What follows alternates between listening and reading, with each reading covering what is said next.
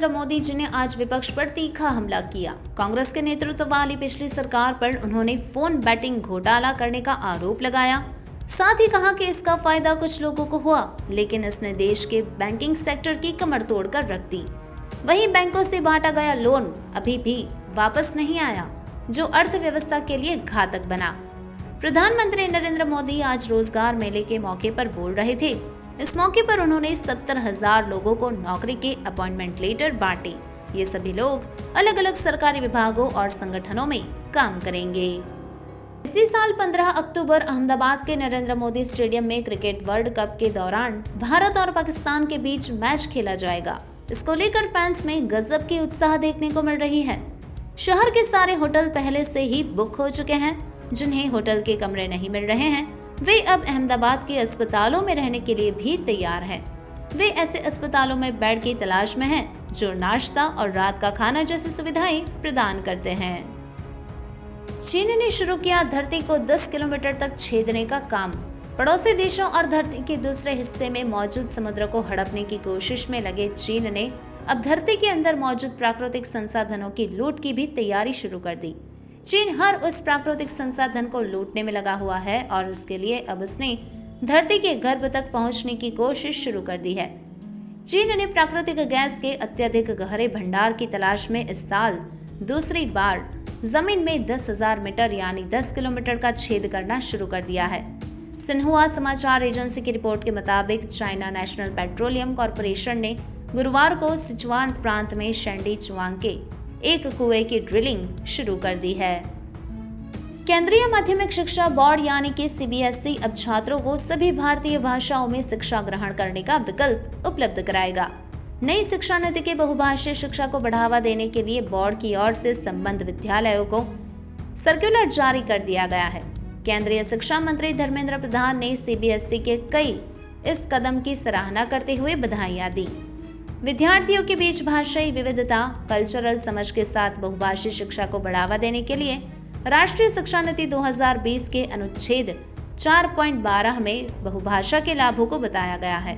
इसमें जोर देकर ये बात कही गई है कि कम से कम 5 कक्षा तक और अधिकतम कक्षा 8 तक कक्षाओं में मूल भाषा के साथ साथ मातृभाषा, स्थानीय भाषा या क्षेत्रीय भाषा को शिक्षा के माध्यम के तौर पर प्रयोग किया जाए। बिजनौर में भागोवाला की कोटावाली नदी का जलस्तर काफी ज्यादा बढ़ गया है। यह नदी अपने पूरे उफान पर है। इसी बीच नजीबाबाद से हरिद्वार जा रही रूपहड़िया डिपो की बस नदी के तेज बहाव में फंस गई। बस में 40 यात्री मौजूद थे। नदी में बस फंसने के बाद यात्रियों चीख पुकार मच गई थी। पानी के तेज बहाव के चलते प्रशासन को बचाव कार्य में काफी दिक्कत आई। नदी में फंसी बस का वीडियो काफी डरावना है। तेज बहाव के चलते यात्रियों में चीख पुकार मच गई है। यात्रियों को बचाने के लिए प्रशासन ने रेस्क्यू ऑपरेशन शुरू किया। जेसीबी मशीन के सहारे सभी यात्रियों को उफनती धारा में फंसी बस से सुरक्षित निकाल लिया गया है। जम्मू कश्मीर में स्थित बाबा बर्फानी के दर्शन के लिए हजारों की संख्या में श्रद्धालु प्रतिदिन पहुंच रहे हैं। इसी कड़ी में बता दें कि अब तक करीब 3 लाख से अधिक लोग अमरनाथ की यात्रा कर चुके हैं।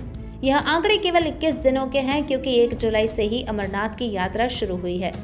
बता दें कि 21 जुलाई के दिन 13,797 यात्री अमरनाथ के दर्शन करने पहुंचे थे। सरकार द्वारा बुनियादी ढांचों में सुधार करने व सेवाओं में सुधार करने के कारण ही रिकॉर्ड तोड़ संख्या में श्रद्धालु बाबा बर्फानी के दर्शन करने के लिए पहुंच रहे हैं। 21 दिन में आए ये आंकड़े पिछले साल की तुलना में काफी अधिक हैं। अमरनाथ यात्रा के लिए हो रहा विकास अमरनाथ के प्रति पर्यटकों की दिलचस्पी यह दिखाती है कि सरकार ने यहां सड़क परिवहन, हेलीपैड सेवा और पीने के पानी संबंधित सेवाओं, बिजली, पानी आदि की व्यवस्थाएं उपलब्ध। सबसे मुश्किल धार्मिक यात्राओं में शामिल अमरनाथ धाम यात्रा 1 जुलाई से शुरू हो चुकी है। अब तक 2,09,000 लोग जमीन से 3,888 मीटर ऊंचाई पर बाबा बर्फानी की गुफा के दर्शन कर चुके हैं। 50 किलोमीटर की खड़ी चढ़ाई, ऑक्सीजन की कमी, बारिश, बर्फबारी, तेज हवा, अमरनाथ यात्रा में एडवेंचर भी है और आध्यात्मिक शांति भी। हालांकि इस बार यात्रा में 30 लोगों की मौत भी हो चुकी है। वेस्ट इंडीज के दौरे पर गए भारत के एकमात्र पत्रकार विमल कुमार ने इस खास पल को अपने कैमरे में कैद कर लिया। भारतीय टीम जब दूसरे दिन के खेल के बाद होटल वापस लौट रही थी तो जोशुआ डा सिल्वा अपनी मां के साथ आए और उन्होंने विराट से उनकी मुलाकात कराई। जोशुआ की मां इतनी भावुक हो गई कि उनकी आंखों में आंसू आ गए। उन्होंने एक बार नहीं बल्कि 2 बार विराट कोहली को हग किया और फिर उनके गाल को भी चूम लिया। महाराष्ट्र के यवतमाल में भारी बारिश के चलते बाढ़ की स्थिति बनी है। कई घरों में पानी भर गया। एक घर की दीवार गिरने से 2 लोगों की मौत हो गई। बाढ़ में फंसे लोगों को बचाने के लिए एयरफोर्स में Mi-17 हेलीकॉप्टर को बुलाया गया। 5 जगहों पर SDRF की टीमें तैनात है। रायगढ़ के इरशालवाड़ी में लैंडस्लाइड से मरने वालों की संख्या 26 हो चुकी है। 82 लोग लापता है। पालघर, मुंबई, ठाणे, रायगढ़ और रत्नागिरी में बारिश का ऑरेंज अलर्ट है। वहीं पहाड़ों में भी तेज बारिश का दौर जारी है। 2 जून को ओडिशा के बालासोर में हुए ट्रेन हादसे में 295 लोगों की जान चली गई थी। हादसे को 50 दिन बीत चुके हैं। अब तक 41 शवों की पहचान नहीं हो पाई है। AIIMS भुवनेश्वर के डायरेक्टर आशुतोष बिस्वा ने बताया, परिजन शवों को लेने धीरे धीरे आ रहे हैं। उनका DNA सैंपल लेकर शवों को परिजनों को सौंपा जा रहा है। उधर केंद्रीय रेल मंत्री अश्विनी वैष्णव ने शुक्रवार को राज्यसभा में बताया कि सिग्नलिंग में गड़बड़ी की वजह से यह ट्रेन हादसा हुआ था। रेलवे सेफ्टी कमिश्नर ने हादसे की जांच पूरी कर ली है। जांच में पता चला है कि हादसे से कुछ दिनों पहले नॉर्थ सिग्नल पर सिग्नलिंग सर्किट में बदलाव हुआ था।